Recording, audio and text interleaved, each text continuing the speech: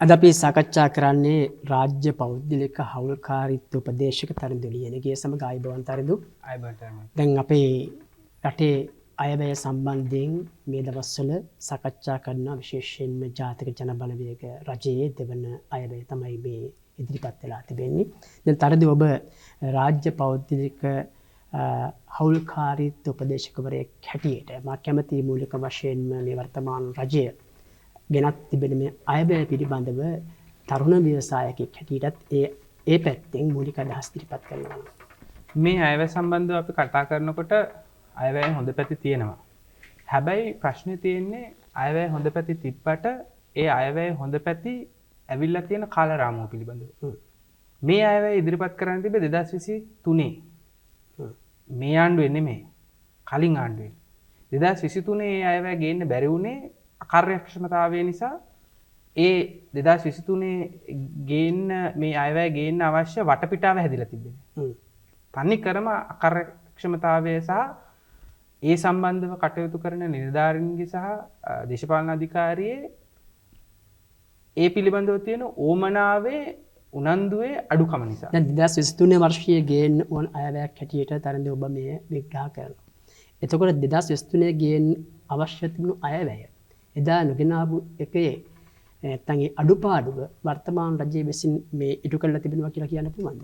ඉටු කරලා කියලා කියන්න පුළුවන්. හැබැයි ඒක අපි ධනාත්මකව නෙමෙයි බලන්න ඕනේ.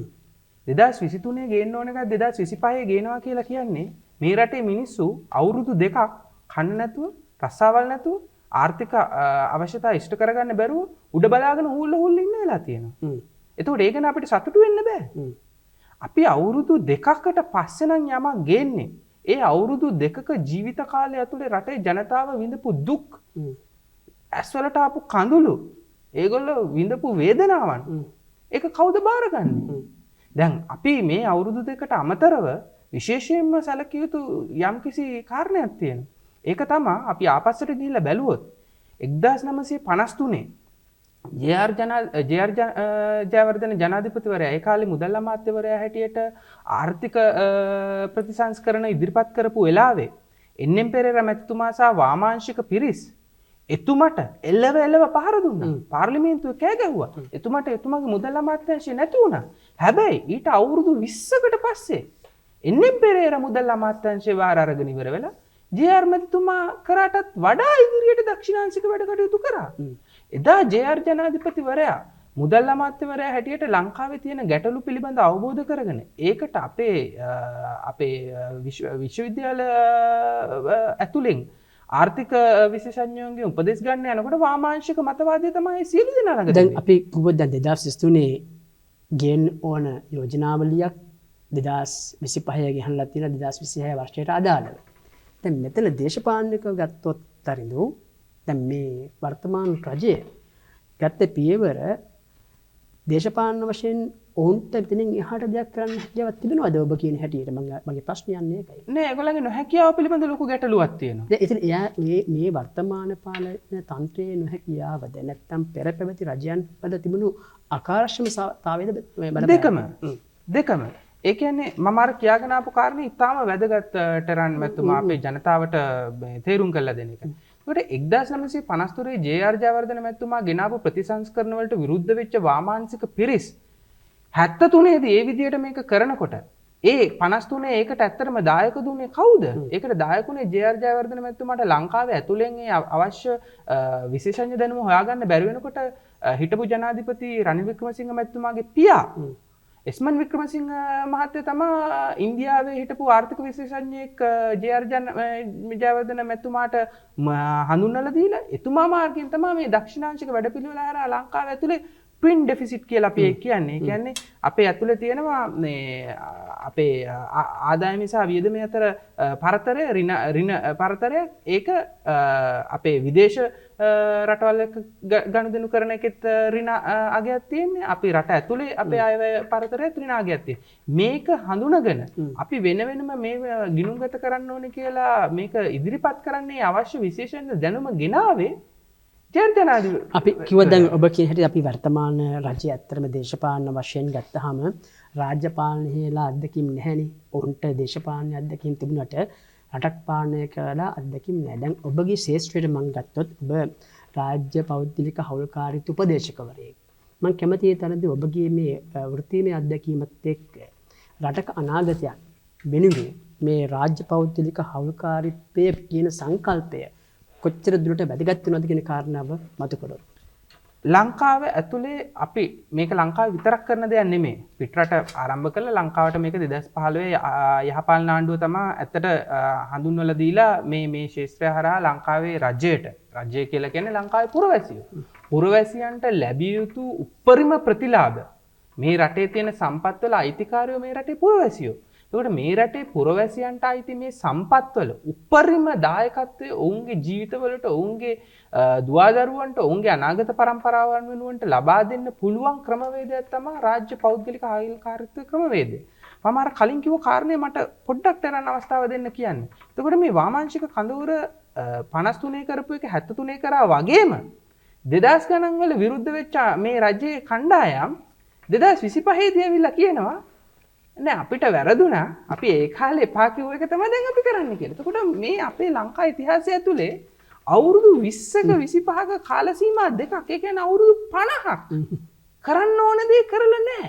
ඒකේ තවත් වර්තමාන උදාහරණය තමයි 2023 ගේන්න ඕන 6ක් 2025 ගෙනල්ලා තියෙනවා. ඔබගේ අදහස අනුව දැන් ඒ විදිහට විග්‍රහ කරමින් යනවා. දැන් ඔබගේ මේ විශ්ලේෂණය තුල අපි කියන්නේ දැන් ප්‍රමාද වෙලා හරි අද අයවැයක් ඉදිරිපත් කරලා තිබෙනවා. ඔබගේ හැටියට එදා විරුද්ධ වෙච්ච කණ්ඩායම් අද ජාත්‍යන්තර මුල්‍ය අරමුදල ලෝක බැංකුවත් එක්ක මේ ගනුදෙනු කරලා ඒ ඔස්සේ ගමනක් යන බව පේනවා. දැන් අපි ආර්ථික ඇසින් ගත්තොත් තරිඳු දැන් මේ මොන දේශපාලන මතවාදයේ දරුවත් යන්නේ හරි ක්‍රමේ නම් ඒකට ආශිර්වාද කිරීම නෙමෙයිද කරන්න ඕනේ. ඒකට ආශිර්වාදය තියෙනවා. හැබැයි එතන ගැටලු දෙකක් තියෙනවා. පළවෙනි ගැටලුව තමයි අපි කාලරාමුව පිළිබඳ අවබෝධයක් තියෙන්න ඕනේ. මිනිස්සුන්ට ලැබිය යුතු දේ වෙලාවට ලැබුණේ නැත්තම් ඒ නොලැබීම තුළ ඒගොල්ලන්ගේ ජීවිතයට වෙච්ච පාඩුව ඒක කවුද දරාගන්නේ? ඒ වෙච්ච පාඩුව නැවත ප්‍රතිපූර්ණය කරන්න රජය විසින් ගත යුතු ක්‍රියාමාර්ග වේගවත් වෙනවද නැද්ද කියන එක පිළිබඳව අපි කොත්තේ ඔබ කියන හැටියට මේ ඔබේ පළවෙනි කාරණේ විග්‍රහ කරමින් යන්නේ කාරණා දෙකකින්. දැන් ඒ වෙච්ච හානිය ප්‍රතිපූර්ණය කරන්න නම් මොකක්ද කළ යුත්තේ? රජය විසින් ගත යුතු තීන්දුව తీරන ඉතාම වේගයෙන් ගන්න ඕනේ. මොන වගේ තීරණද? ලංකාවට ඇවිල්ලා තියෙන ආයෝජන ව්‍යාපෘති කිසිදු ව්‍යාපෘතියකට අවශ්‍ය අනුමැතිය දීලා නැහැ. ජනාධිපතිවරයා ජපානයේ ගිය වෙලාවේ ඇත්තට මගේ ජනාධිපති නිසා මම මේක කියන්න ලැජ්ජ වෙනවා. ලැජ්ජ වුණත් මේක තමයි යථාර්ථය. ජනාධිපතිතුමා ජපානයේ ගිහිල්ලා කියනවා අපේ නියෝජ්‍ය අමාත්‍යවරයා මාස 6ක් තිස්සේ මේ ව්‍යාපෘති අපි සාකච්ඡා කරා.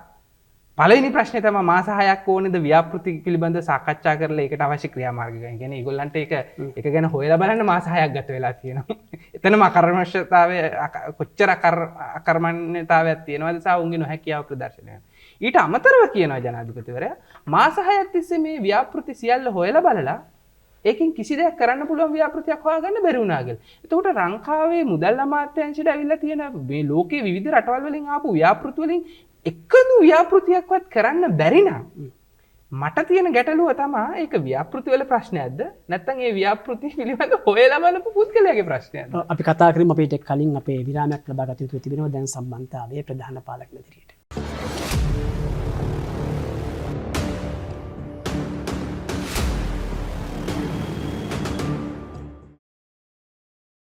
අපි මේ සාකච්ඡා කරමින් ඉන්නේ රාජ්‍ය පෞද්ගලික හවුල්කාරීත්ව උපදේශක තරඳු ලියනගේ සමග මම හිතන අපි විරාමයට කලින් වගේ පැනේට කරුණු දෙකක් ඔබ විග්‍රහ කරමින් ආව එකක් කෙටියෙන් විග්‍රහ කළා. දෙවෙනි කාරණා මොකද?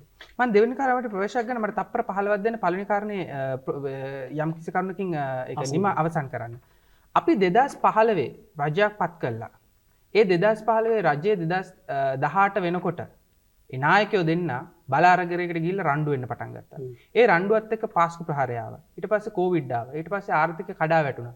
ඒකට අවුරුදු 7ක් තිස්සේ මේ රටේ ජනතාව ඒ අවශ්‍ය ආර්ථික ප්‍රතිලාභ ලැබෙන්නේ නැතුව රටේ ආර්ථික ක්‍රියාකාරීත්වය සම්පූර්ණයෙන්ම සංකෝචනය වෙලා ඒ ආර්ථික ප්‍රතිලාභ වලින් තමන්ගේ ජීවිතය ගොඩනගා ගන්න බැරුව ඉන්න ජනත කණ්ඩායමක් තමයි මේ අපි බාර අරගෙන තියෙන්නේ කියන එක මේ රජය තේරුම් ගන්න ඕනේ. එතකොට අර අවුරුදු 50ක් නාස්ති කළා ඊට අමතරව තව අවුරුදු 7ක් තිස්සේ පිස්සු කෙල්ල තියෙනවා. මේ රටේ මේ පාලකයෝ. එතකොට ඒ අවුරුදු 7ක් කිසිම දෙයක් නැතුව හිටපු ජන කණ්ඩායමකට අකාර්යක්ෂමව තීන්දුව తీරන වෙලාවට ගන්න බැරි රජයක් එක්ක ඉස්සරහට යන්න බෑ.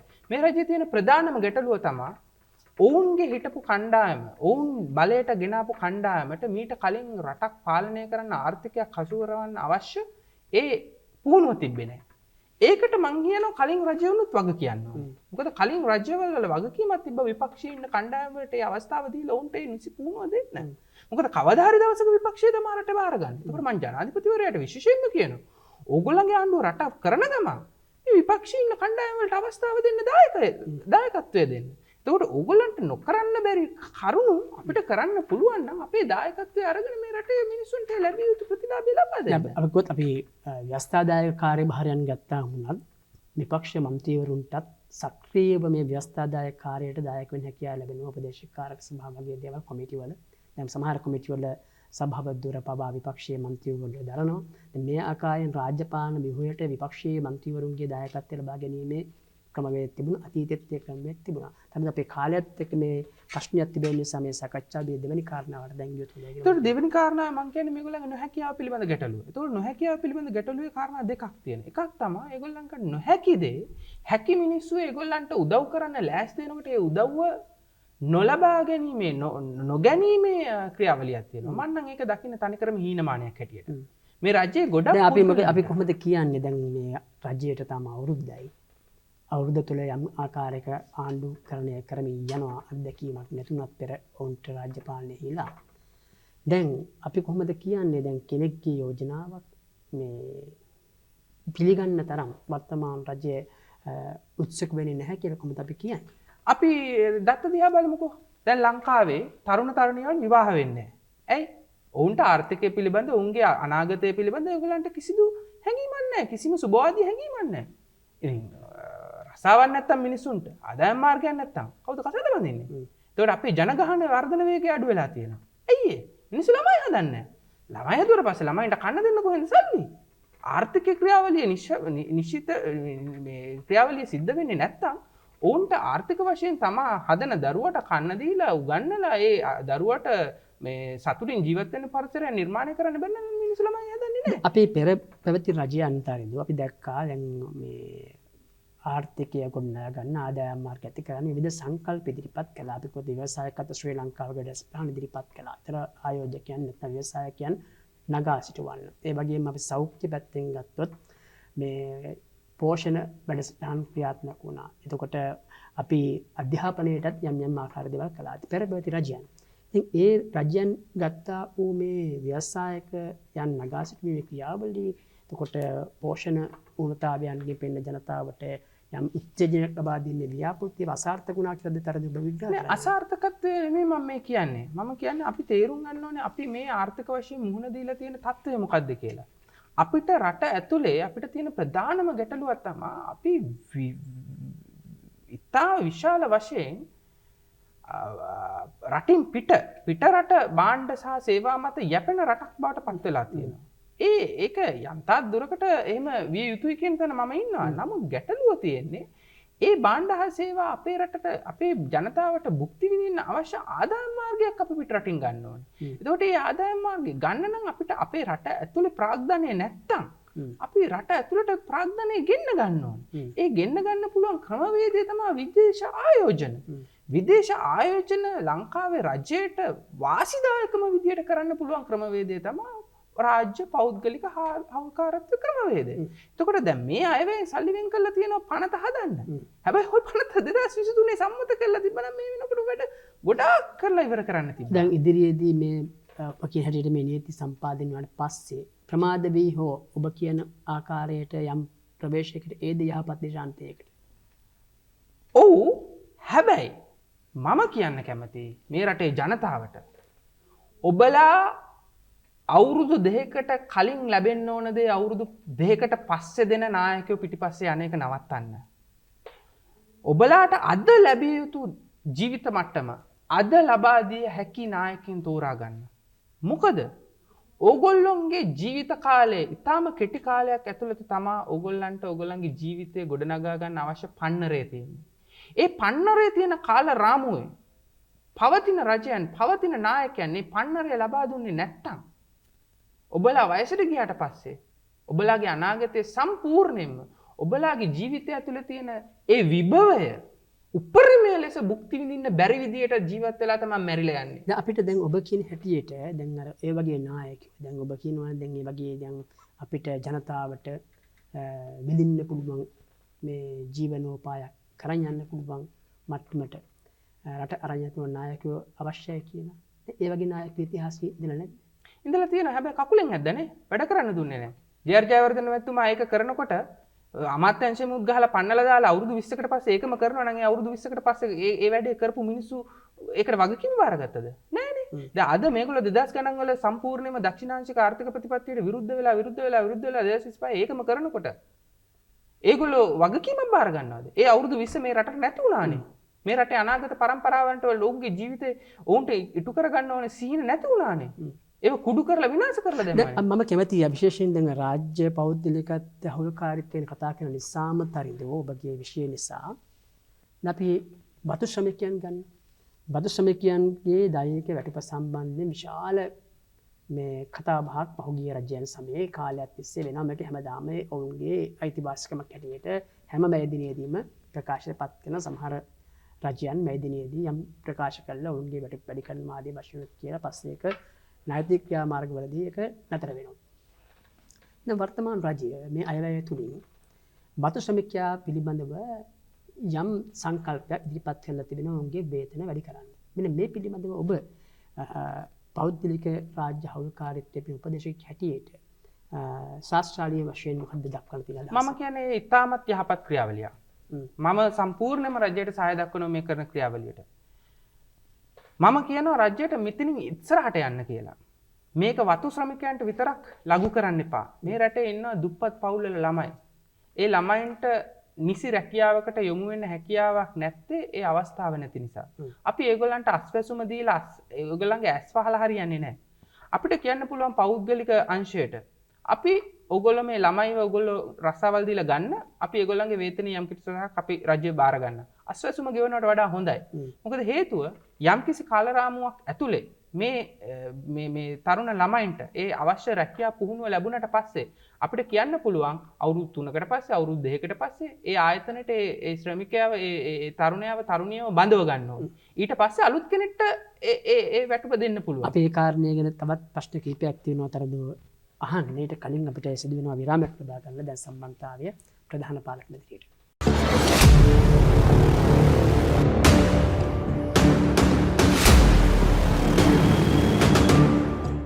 දැන් අපි කතා කළා විරාමයට කලින් අර බතු ශ්‍රමිකයන්ගේ වැටුප ලබා දීමට මේ රජය ගෙනාව යෝජනා බලන ඔබ ඒක ධනාත්මකව තමයි විග්‍රහ කරමින් හිටියේ. නමුත් අපි දන්නවා අපේ රටේ දේශපාලනයේ තියෙන විපක්ෂ දේශපාලන පක්ෂ මේ තීරණය සම්බන්ධයෙන් යම් යම් අදහස් ඉදිරිපත් කරලා තිබෙනවා. විශේෂයෙන්ම අපි දන්න බතු සමාගම් හැටියට තමයි ක්‍රියාත්මක වන්නේ.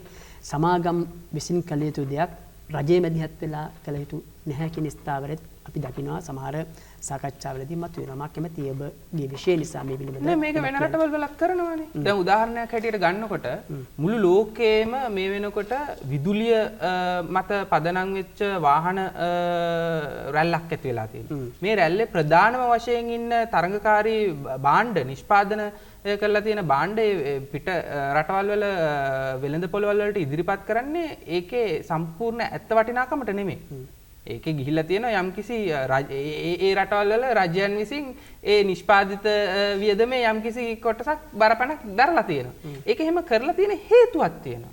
ඒ හේතුව තමයි ඒ රටට අලුත් වෙළඳ පොළවල් අල්ලගන්න රජය විසින් පෞද්ගලයන්ශයට සහයක් දෙනවා. ඒවා කරලා තියෙන්නේ රෙගුලාසි මත. ඒ ආයතනයේ යම්කිසි බැඳීමක් තියෙනවා ඒ වෙනුවෙන් ඒ රටේ පුරවැසියන්ට යම්කිසි ප්‍රතිලාභයක් ලබා දෙන්න. දැන් එවැනි ක්‍රමවේද වලින් රජය කරන්න ඕනේ පෞද්ගලික අංශය දිරිගන්වන එක. ඒ වෙනුවට රජයවල් කරලා තියෙන්නේ පෞද්ගලික අංශය විනාශ කරන එක. දැන් අපි බැලුවොත් එහෙම අපේ දැන් මේ 2025 දෙවන කාර්තුවේ ශ්‍රම බලකාය පිළිබඳ වාර්තාව ඉදිරිපත් කරලා තියෙනවා.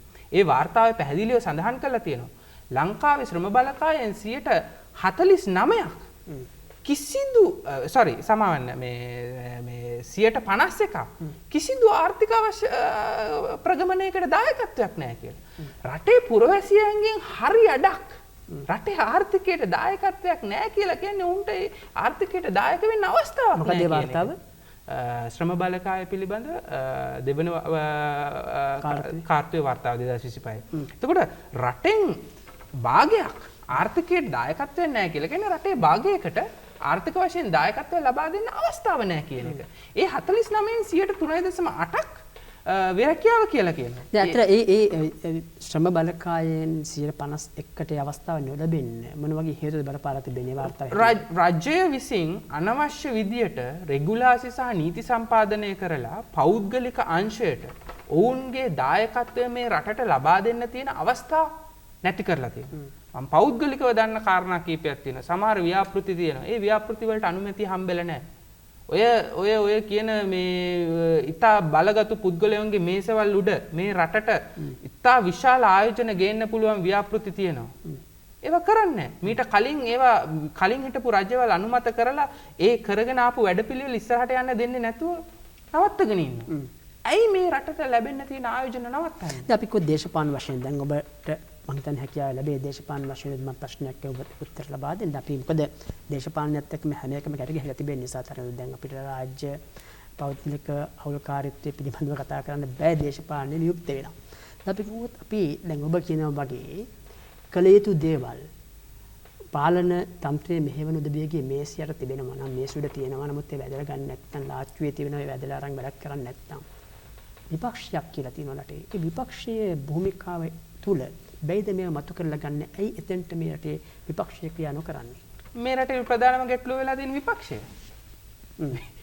විපක්ෂ ඇත්තටම කියනවා නම් මේ ආණ්ඩුව රජයට බලයට ගෙනාවේ රජයවල් කරන පිරිස්වල පිළිබඳව තියෙන විශ්වාසය කඩ වෙච්ච නිසා ඒගොල්ලන්ව බලයෙන් පහ කරන්න ඕන නිසා විපක්ෂයේ කාර්යභාරය කරන පිරිසකට ආණ්ඩු පක්ෂ භාර දීලා තියෙනවා. මේගොල්ලෝ විපක්ෂයේ කාර්යභාරය කරන්න ඉතාම දක්ෂයි. ආණ්ඩු පක්ෂයේ වැඩ කරන්න ඕන කට්ටිය අද විපක්ෂයට දාලා තියෙනවා. හැබැයි ඒගොල්ලෝ විපක්ෂ කාර්යභාරය කරන්න දන්නේ නැහැ. එතකොට මේක වෙලා තියෙන්නේ මිනිස්සු හොයන රාජ්‍ය තන්ත්‍රය පත් කරගන්න අවස්ථාව හම්බෙනවා විපක්ෂය විසින් තරුණ කණ්ඩායම් වලට තරුණ නායකයන්ට අලුත් කණ්ඩායම් වලට අවස්ථාව දීලා ඒගොල්ලන්ට ඒගොල්ලන්ගේ පක්ෂය ඇතුලේ ඉදිරියට එන්න අවස්ථාව දුන්නොත් ඒ විපක්ෂය ඇතුලේ හොඳ කණ්ඩායමක් මතුවේ. මම නම් යෝජනා කරන්නේ ජනාධිපතිවරයාට සහ මේ රජයට අපි ජාතික ආණ්ඩුවකට යන්න ඕනේ. විපක්ෂයේ ඉන්න කණ්ඩායමුත් කියනවා නම් අපිට කරන්න පුළුවන් කියලා ආවට පස්සේ කරගන්න බැරි වෙනවට වඩා හොඳයි ඔබතුමා ජනාධිපති ධූරේ ඉන්නකොටම කියනවා ඇවිල්ලා කරන්න කියලා. අපි දැන් අපිට කාලයේ සීමා සහිත තව විනාඩියක් වගේ කාලයක් තිබෙනවා. මම කැමතියි දැන් අපි නව පරම්පරාවක් අලුත් පරම්පරාවක් ස්වයං රැකියාවක් කරන්න නැත්නම් රැකියා බිහි කරන ව්‍යාපෘතියක් කරන්න ඉන්නවනම් ඒ කට්ටියට යම් මුහුණ දෙන්න පුළුවන් අභියෝග තිබෙන්න පුළුවන්. ඔබ විග්‍රහ කරන්නේ කොහොමද මොන වගේ අභියෝගද ඔවුන්ට එන්න පුළුවන්කම ලැබෙන්නේ? ඔවුන්ට තියෙන්නේ අවස්ථාවල් ආර්ථික අවස්ථාවන් වලට ඉදිරිපත් වීමේට තියෙන බාධාවල්. උදාහරණයක් ගත්තොත් එimhe ලංකාවේ ප්‍රසම්පාදන ක්‍රියාවලිය ඇතුලේ තියෙනවා ඒකට අදාළ යම්කිසි ලියවිල්ල. ඒ ලියවිල්ල ඇතුලේ තරුණ කණ්ඩායම් වලට කිසිම අවස්ථාවක් නැහැ. වෙන රටවල් අපි බැලුවොත් එහෙම එක්සත් ජනපදය හරි එක්සත් රාජධානිය හරි එහෙම නැත්නම් යුරෝපයේ අනිත් රටවල් හරි දියුණු රටවල් වල අපි බැලුවොත් එහෙම ප්‍රසම්පාදන ක්‍රියාවලිය ඇතුලේ තරුණ කණ්ඩායම් වලට සුළු හා මධ්‍ය පරිපාලන ව්‍යාපාරවලට සහ ආබාධිත හෝ යම්කිසි විශේෂ අවශ්‍යතාවයන් තියෙන කණ්ඩායම් වලට ප්‍රසම්පාදන ක්‍රියාවලියට සම්බන්ධ වෙනකොට ඔවුන්ට විශේෂ සැලකිල්ලක් දක්වන ඔවුන්ට ඒ ව්‍යාපාර අවස්ථාව ලබා දෙන්න. නමුත් ලංකාවේ ප්‍රසම්පාදන ක්‍රියාවලිය වෙන්නේ ඉතා විශාල බූවල්ලෝ වගේ අල්ලගෙන ඉන්න. ඒගොල්ලෝ අධිරාජ්‍ය ගොඩනගාගෙන ඉන්න ආයතන කීපයක් තමයි ලංකාවේ සියලුම බදු මුදල් ටික හූරලා ගන්නේ. අපිට ඇත්තටම බොහෝ දේ කතා කරන්න තිබෙනවා. නමුත් අපිට තියෙන කාලයත් එක්ක අපිට මෙතනින් එහාට මේ කතාව අරන් යන්න ක්‍රමයක් ලැබිලා නැහැ. අපි බලාපොරොත්තු වෙන ඉදිරි දිනකත් ඔබත් එක්ක මේ සාකච්ඡාවක් කරලා තවත් වැදගත් කරුණු සාකච්ඡා කරන්න රාජ්‍ය පෞද්ගලික හවුල්කාරීත්ව උපදේශක තරත ලියනගේ ඔබට අපේ ස්තුතිවන්ත වෙන මේ සාකච්ඡාව හා සම්බන්ධව පිළිබඳව බොහොම ස්තුතියි. හැමදෙනාටම ශ්‍රද්ධාක සම්ප්‍රදාය ප්‍රාර්ථනා කරමින් සමගන්නවා.